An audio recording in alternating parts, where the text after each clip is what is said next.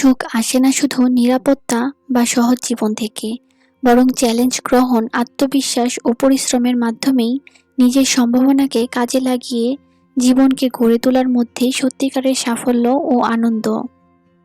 ঠিক এমনই একটি গল্প, পরিশ্রমী সত্যিকারের হিরে।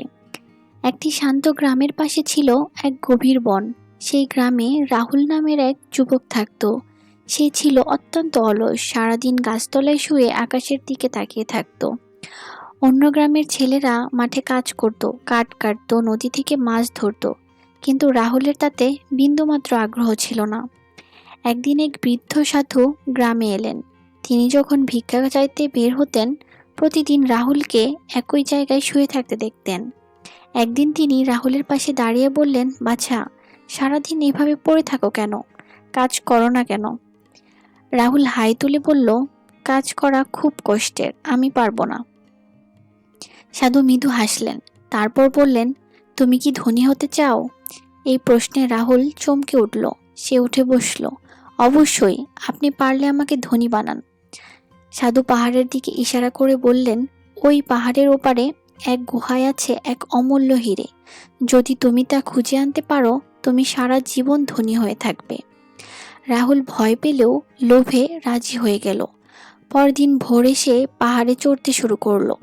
খাড়া পাথর উঠতে গিয়ে হাত পা ছড়ে গেল, তবুও থামল না। এক সময় পাহাড়ের চূড়ায় পৌঁছে সে দেখল চারদিক অসাধারণ দৃশ্য। বাতাস শীতল, মন আনন্দে ভরে গেল। এরপর গুহায় পৌঁছাতে আবার নিচে নামলো। বহুবার পিছলে পড়ে গেল, তবু হাল ছাড়ল না। অবশেষে গুহায় গিয়ে খুঁজতে লাগলো, কিন্তু কোথাও কোনো হিরে নেই। সে হতাশ হয়ে পড়ল, তবু জানতো চিরকাল তো আর এখানে থাকা সম্ভব না।